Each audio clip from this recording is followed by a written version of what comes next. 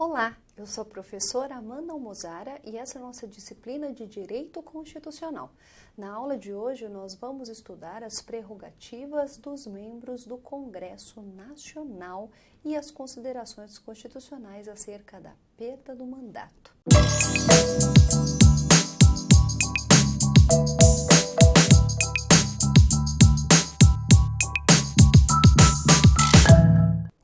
Muito bem, começando então com as prerrogativas dos membros do Congresso Nacional. A Constituição estabelece prerrogativas aos membros do Congresso Nacional. E aí você pode estar se perguntando, mas professora, por que essas prerrogativas? Por que esses privilégios a deputados e senadores? Na verdade, essas prerrogativas são prerrogativas que visam a proteção do sistema representativo e democrático. São situações que preservam a representatividade, preservam a democracia. Então, elas têm sim um intuito muito mais positivo do que negativo, não é porque é prerrogativa, não que é algum privilégio, tecnicamente, que outros não detêm. São atribuições próprias dos membros do Congresso Nacional que decorrem exatamente pelo mandato que exercem e pela função que detêm. Essas prerrogativas, elas podem ser prerrogativas materiais, prerrogativas formais, processuais e até prerrogativas por foro ou que a gente chama de foro especial. Vamos começar então o estudo das prerrogativas materiais. Muito bem, as prerrogativas materiais estão previstas no artigo 53 caput da Constituição. E é muito importante a gente comentar sobre elas. O artigo 53 estabelece que tanto o deputado quanto o senador são invioláveis civil e penalmente por quaisquer de suas opiniões, palavras e votos. Então, cuidado, a inviolabilidade ela é civil e penal e qualquer que seja opinião, palavra e voto.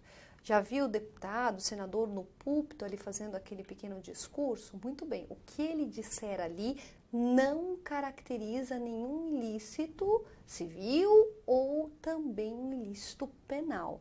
Pode caracterizar quebra de decoro parlamentar, como a gente fala já já. Agora, crime ou um ilícito civil que pode gerar eventualmente uma indenização, não. Muito bem. Observações acerca dessa prerrogativa de ordem material. Por que material? Porque é com relação a conteúdo de opinião, de palavra ou de voto. Para deputados federais e senadores, não precisa haver conexão com a atividade parlamentar se a opinião, palavra e voto for interna, ou seja, dentro da casa, dentro da Câmara, no Senado ou no púlpito. Então, nem precisa ter conexão com a atividade parlamentar. Ele pode entrar lá e começar a falar mal do vizinho, que isso não caracteriza nem ilícito penal, nem ilícito civil. Agora, se ele estiver fora das atividades, fora da casa, não dentro das atividades ou dentro ali dos trabalhos, precisa ter conexão com a atividade parlamentar. Então, está num programa de televisão, está num congresso, e emite uma opinião, algum voto especificamente ali, uma deliberação, tecnicamente não seria voto, alguma deliberação, uma manifestação ali de entendimento, tem que ter conexão com a atividade parlamentar para ser inviolável. Então, se está ligado diretamente ao exercício da atividade, não tem nenhum tipo de consequência civil ou penal. Agora, cuidado, porque essa prerrogativa de ordem material, ela é diferente para vereadores. Para o vereador, existe sim a prerrogativa de ordem material, só que para o vereador tem que ser necessariamente interno e tem que ter conexão com a atividade que ele exerce legislativa dentro de sua casa. Então, é bem mais limitada em âmbito municipal do que em âmbito do Congresso Nacional, que pode ser interna, nem precisa ter conexão com a atividade parlamentar, e pode ser externa, aí sim, desde que tenha conexão com a atividade parlamentar. Então, inviolabilidade civil e penal, aplicável a deputados e senadores. Muito bem.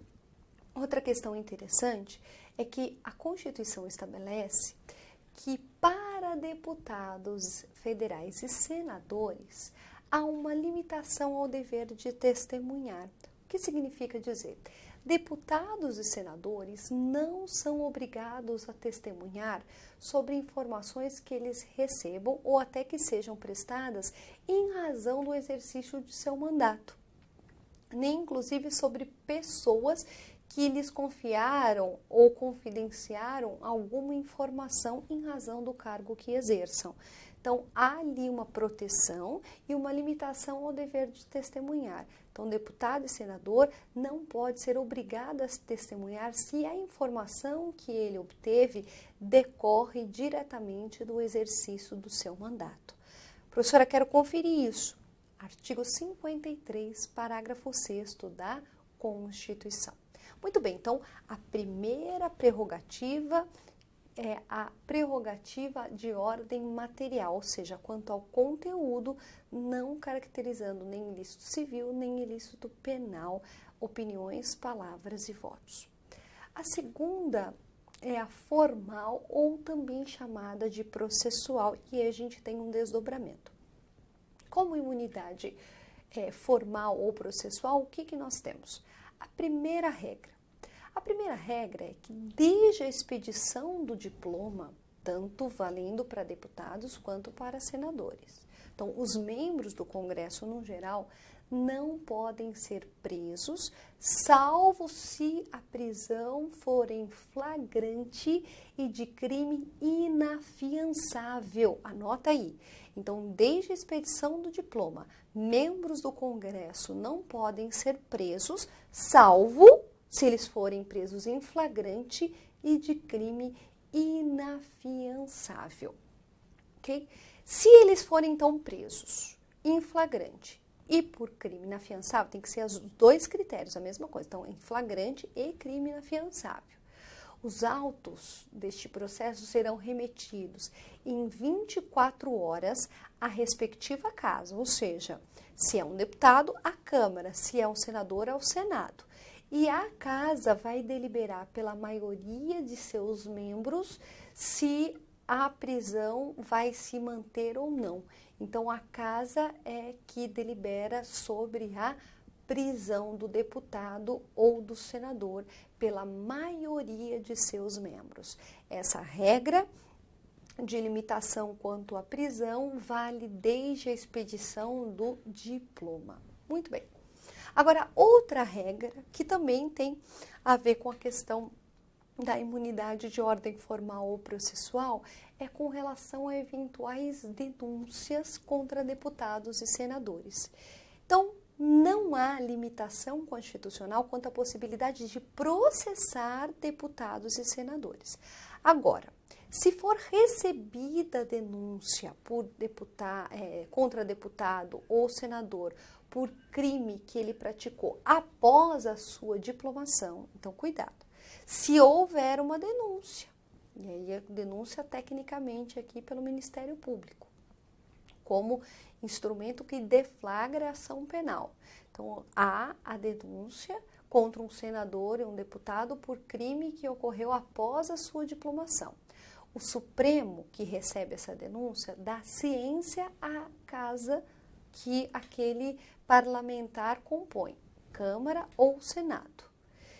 E a casa respectiva, por iniciativa de partido, e aí aqui pelo voto da maioria de seus membros, e quando a gente fala maioria absoluta, poderá, até a decisão final, sustar o andamento da ação.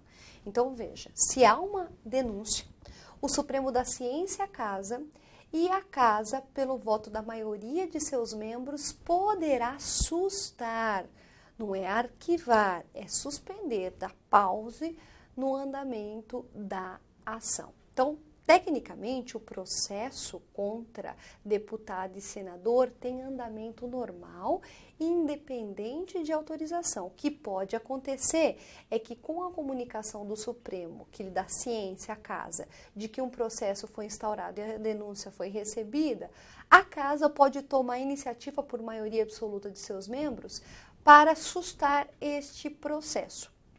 Agora, sustado esse processo, sustada essa ação, a suspensão também ocorre da prescrição. E é uma questão óbvia, né? Enquanto o processo está suspenso, a prescrição também estará suspensa. Professora, por quanto tempo dura essa suspensão, né? Essa suspensão, ela dura enquanto durar o mandato. Tudo bem? Então, não confunda a questão da possibilidade de sustar o andamento da ação penal com a questão da prisão, que há uma restrição constitucional à sua possibilidade. Outra observação importante, a gente viu aí a prerrogativa de ordem material, que não se confunde com a prerrogativa formal. Vereador não tem prerrogativa formal processual, nem com relação à prisão, nem com relação à sustação de ação. Só tem material e desde que tenha ligação direta com a atividade legislativa e seja realizada dentro da respectiva casa. Agora, para o deputado estadual, ele tem a imunidade, que seria uma imunidade de ordem material com relação ao conteúdo, mas não tem imunidade formal para crimes que foram praticados antes da diplomação. Então, tem uma diferenciaçãozinha. Imunidade formal aplica-se a deputado estadual, ou seja, questão aí da sustação da ação para situações, crimes praticados após a diplomação. Antes, eles não têm a imunidade. Outra questão interessante é o foro especial, ou também chamado foro por prerrogativo de função, previsto na Constituição no artigo 53, parágrafo 1º.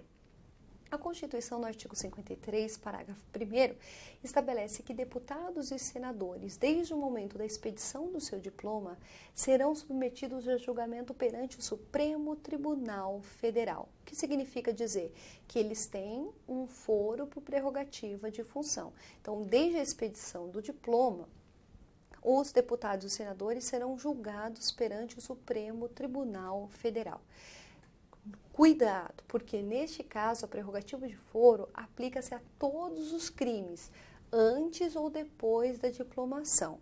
Só a sustação que nós vimos anteriormente é que se aplica a crimes posteriores. Então, uma coisa é a sustação, essa possibilidade de dar uma pausa na ação penal. Essa possibilidade de sustação é só para crimes praticados após a diplomação, que poderia ter uma denúncia ali, literalmente, que fosse tendenciosa ou para manchar a imagem do parlamentar. Então, é por isso que há a possibilidade de sustá-la. Agora, a questão do foro por prerrogativa de função, julgamento pelo Supremo, aí não interessa se antes ou depois da diplomação.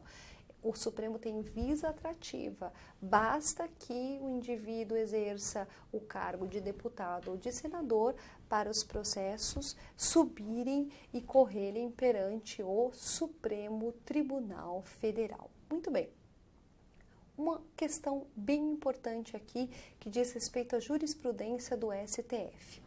De acordo com a jurisprudência do STF, mesmo que eu tenha um deputado e um senador que tenha a prerrogativa de função e tenha esse foro privilegiado, ele não pode, por razões de convicção pessoal, renunciar a essa garantia constitucional. O que significa? O Supremo disse, essa prerrogativa de função, ela não é do indivíduo, da pessoa física que está ocupando o mandato, mas sim pertence ao próprio status do mandato. Então, não poderia o indivíduo renunciar ao foro por prerrogativa de função. Falar, eu não quero ser julgado pelo Supremo, eu quero ser julgado pelo juiz singular. STF disse que não é possível essa renúncia à prerrogativa de função. Tudo bem? Outra questão interessante. As imunidades de deputados e senadores, elas subsistem também durante o estado de sítio. Agora, elas no estado de sítio podem ser suspensas, mas vai ter que ter um voto de 2/3 dos membros da casa para poder suspender as imunidades ou garantias constitucionais. Agora, essa suspensão é só para atos praticados no recinto do Congresso que sejam incompatíveis com a execução da questão do Estado de sítio. É uma preservação da própria identidade do Estado e da própria unanimidade ali da representação democrática do Legislativo. Ok? Espero que você tenha gostado dessa aula e convido você para o nosso próximo encontro.